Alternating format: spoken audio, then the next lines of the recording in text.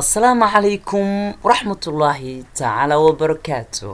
كلنتي wanaagsan maalin wanaagsan kusoo dhawaada cashirkeenii maanta oo markaa aynu ku baranayno Microsoft Windows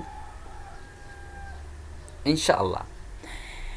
maanta cashirkeen wuxuu ku saabsan yahay markaa sida taskbarka loo xiro qofka loo qaado oo unlock lagu sameeyo sida markaasi afarta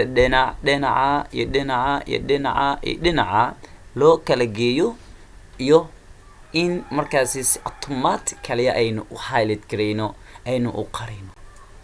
marka horeyso waa maxay taskbar? taskbarka bal aan ku tusiyo nooc uu yahay iyo halkuu saaran yahay iyo markaa wuxuu qabto. okay, hadda waxa u maleynaa taskbarku uu qarsoon yahay laakiin qaybta hoose ayuu ku jiraa. halka ayuu ku jiraa. waa ka midka hoos ka soo kacay ee hurdaay ba waxa loo yaqaanaa taskbar. midka weeye. okay, qaybta hoose uu saaran yahay waa ka taskbarka. marka waxyaabaha shaashidan saaran ayaa keensan kartaa. hadda waxba inoo saaran waxa weeye waa miis camal weeye. wixii aad doontaba application ah ayaa markaasi aad soo saaranaysaa. haddii adiga aad rajacaysaa markaasi in application-kaas si fudud aad ku furto oo aad marka u isticmaasho.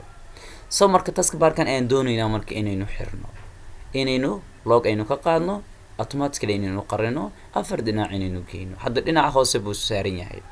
marka horeyso markaa xiraysid right click da meel banaan oo isa kamid ah dul tag. shaashada meel kamid ah kuma aan dhihiniya meel oo taskbarka kamid ah dul tag flaarta dul geey. sida hadda flaartayda ay u joogto halka oo kale. meesha waxa ka muuqda okay, log the taskbar. log the taskbar. halka laakiin kama tagayno properties aan leenahay. kadib properties markaanu dhahno meeshan waxaan doonaynaa marka inaynu log gareyno. halka automatically hadda waan soo laabanaynaa. marka uu horeyso horta log isaar. log isaar. tiyay iga cararinay log isaar. log isaar maxaa meena waynu xiraynaa taskbarka. eega haddii uu dhudhuumanay uu orday hoos u sii orday uu isqarinay hadda laakiin waa ka ha ordo waa kaasa. hadda maxaa weeye taskbarkeeni uu inoo xiran yahay. maxaan doonaynaa inaan log aynu ka qaadno, inuu xorriyadiisa aynu siino. waxaan tagaynaa right click, waxaan tagaynaa properties, waxaan kasii tagaynaa meesha. marka waxaan uncheck aan ku sameynaynaa oo sixtaankan ka qaadaynaa halka. kadib oo kan leenahay. hadda eegya hadda marka waxa weeye cid kasta qof kasta de waxa weeye wuu soo hungureysanaya. waxa weeye qof kasta wuu isticmaali karaa si doonada uu ka yeelan karaa.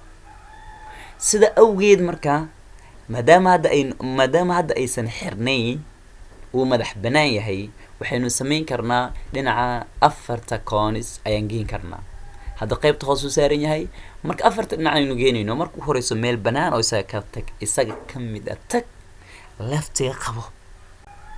qaybta leftiga qabo gacanta ku qabo. kadib flaarta dulgeeyo waxa weeye kor geebis waa ka dhinacana geynaya waa ka leftiga ku dhignaaw ha sii daynin. haddana dhinacaasan keenaya waa ka meeshii horaan kusoo celinayna. okay, miskiinku waan dhibay halkaas kusoo celinayna. daa marka kasii qaad marka. okay, marka waxaan doonaynaa waxaynu harsan si automatically halka inaan ugu xirno. right click da properties tag meesha ay ku qoran tahay auto ku dhufa marka. okay de marka bis waa ka hoos qaray soo ma jeedido automatically. haddii agtiisa aan tago fiiriya malay biyo ku jira camal madax u soo bixsanaa fiiriya waa ka.